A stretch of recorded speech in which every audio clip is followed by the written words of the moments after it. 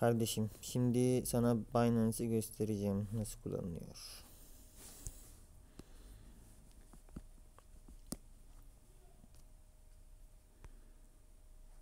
Buna kurumun XTC'si ya.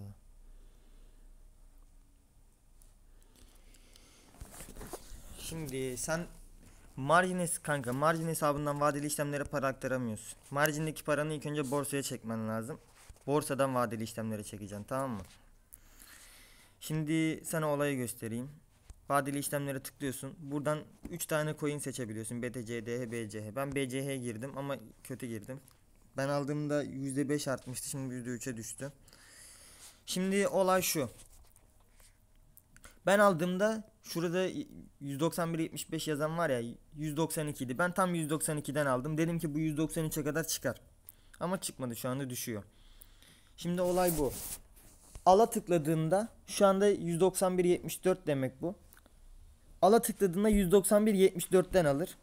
Yani şu anki piyasadan alır. Ve yani buraya yüksek yazarsan yüksekten alır. O tam piyasayı yazacaksın. Mesela sen şöyle de yapabilirsin. Mesela 191.55'e düşüp çıkacağını tahmin edersin. 191.55'ten alırsın. Senin aldığın fiyattan her yukarı çıktığında kazanırsın. Aldığın fiyatın üstüne altına düştüğünde de kaybedersin. Olay bu, mantık bu yani. Birebir aynı ama bunda azaldığında da kazanabiliyorsun. Şimdi aldan yaparsan bunu, senin aldığın fiyatın üstüne çıkması lazım kazanman için. Sattan yaparsan senin aldığın fiyatın altına düşmesi lazım kazanması. Mesela bu 191.55'ten aldın. 190'a düşerse, 150'ye düşer, hatta 100 dolara düşerse sen kazanırsın. Ama aldan yaparsan 190 kazanman için mesela bunun 191.56 olması lazım. Ondan sonra çarpı 75 var. Buradan ayarlayabiliyorsun işte kaldıraçı. Çapraz falan değişmiyor zaten. Ondan sonra başka ne var? Bu aldığını pozisyonlar. Mesela sen alış emri verirsin 1.91.55'ten. Şu piyasa oraya düştü mü alır. Tamam, aldın mı pozisyonlar bunu. Aldan yaptığın için artmasını bekler. Artarsa burası artı renkli olur, zaten gösterdim sana. Şimdi şurada bu giriş fiyatı var. Bu büyüklük senin aldığın BC miktarı ya da BTC, ne alırsan. Girişte senin aldığın fiyat. Gösterge fiyatı da şu anki fiyat. Mesela ben 192'den almışım. 191.60'a düşmüş. Likidasyon oranıysa senin şu yaptığın kaldıraç şeyine göre değişir. Minimum düşme miktarı. Eğer 190.50'ye düşerse şu gösterge, direkt satacak parayı, ben sıfırlanacağım. Kaldıraça göre değişiyor. Mesela kaldıraç 50 olsaydı bu 180'e falan düşerdi. Kaldıraç ne kadar yüksekse o kadar aldığın fiyata yakın oluyor. Bu likidasyonu daha da düşürebilirsin. Düşürmen için vadeli işlemler hesabına ekstra para atman lazım. Mesela işleme sokmana gerek yok. Kenarda mesela 500 lira at, kalsın orada, o likidasyon fiyatı düşer. Bir zaman sonra geri artacağını düşünüyorsan. Ondan sonra başka ne diyebilirim? Şimdi kar zarar var. Şimdi şöyle söyleyeyim sana. Şu pozisyonu kapat var ya. Buna tıklarsan şu an gösterge fiyatından direkt satar. Mesela diyorsun sen bu bayağı düşecek, 190.50'nin de altına düşecek, zarara girmeyeyim diyorsun. Direkt buradan satabilirsin. Şu kar zarar stop da şey oluyor. Al sat belirliyorsun. Eğer sen bunu yapmazsan, mesela dedin ki ben 192'den aldım, bu 193'e çıkacak. Kendisi satmıyor. 193'e mesela 192'den çıktı 1 milyona, 1 milyon dolar oldu. Yine de satmaz. Senin bunu satman için buradan pozisyonu kapat yapman lazım. Ya da şu kar zarar stop'a tıklayacaksın. Bu da stop limit, aynı Oca gibi. Mesela ben de şu anda açık teklifler var, kapatayım onları. Ben 192'den aldım. Stop limit'e tıklıyorum. Şimdi eğer diyorum ki 193'e çıksın diyelim. 193 dolara çıksın. Hatta 192.88'in üstüne çıkarsa diyeyim. Bu 193 dolardan satsın. 193 dolara kadar rahat çıkar.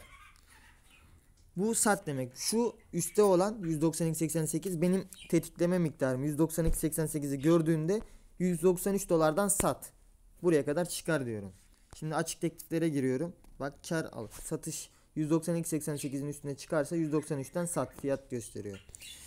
Ondan sonra yine pozisyonu şeye giriyorum. Kar zarar stop'a giriyorum. Diyorum ki eğer bu ne yapacak?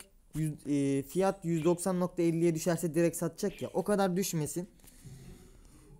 191.02'nin altına düşerse mesela 0.5 yapalım şunu. 190 stop limit'e tıklamamışım.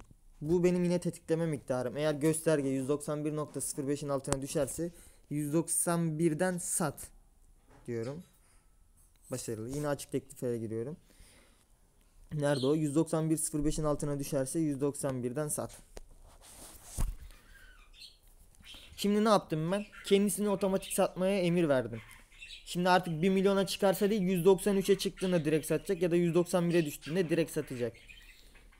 O da karıma geçecek. Şimdi şu fonlama oranı da şu. Mesela ben ne kadar yatırmışım cüzdan bakiyesi?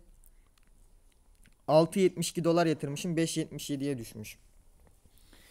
Şimdi ben bunları salla.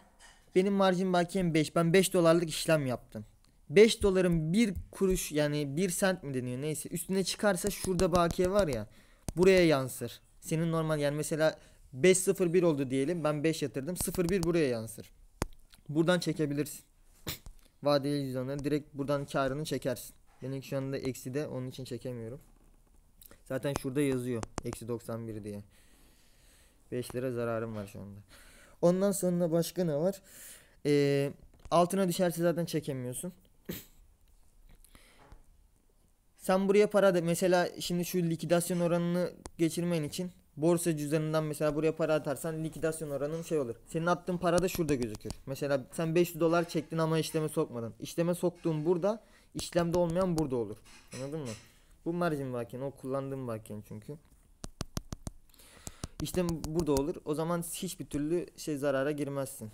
5 dolara 500 lira olur. Onları biliyorsundur zaten. Başka ne göstereyim sana burada? Kullanılan marjin falan. Bunları ben de tam anlamadım da gerek yok onlara ya. Önemli olan bu zaten. Burada karını çekip ben mesela 8 dolara çıkmıştı ya. 6 küsüre düştüğünde mi? 7'ye düştü. Doğru, 6.70 olduğuna göre 6.70'deyken çektim buradan kalanı. Onu iptal ettim.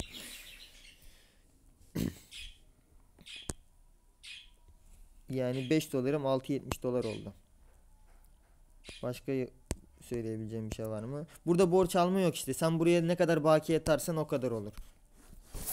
Yani bu borçlanmıyorsun.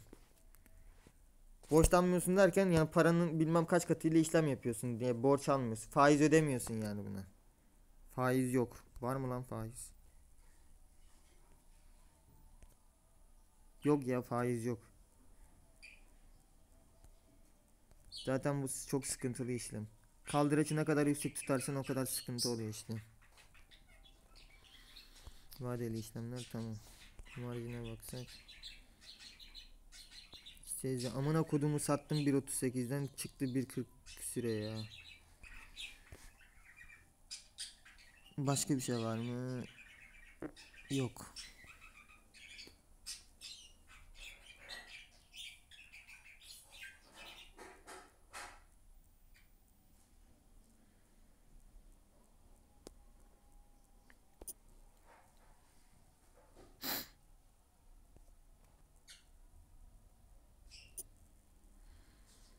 Kanka başka anlatacak bir şey yok. Bu dediğim gibi süre müre hiçbir şey değil. Bunlar direkt şuradan da şey yapabiliyorsun zaten. Aktarım yapabiliyorsun kazandığını. Başka burada işlem masrafı. Ha, işlem masrafı da varmış. İşlem masrafı var da çok düşüktü ya. Onu görmezsin bile. Zaten 75 kaldıraçla yapıyorsun. Ne işlem masrafı amına koyayım.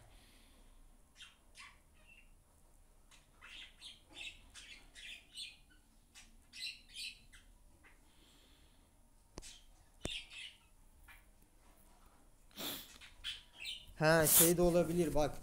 Bu 190-50'ye gelince direkt satıyor değil. Bu likidasyon oranı şunu tetikliyor galiba. Aynen. Bunu tetikliyor.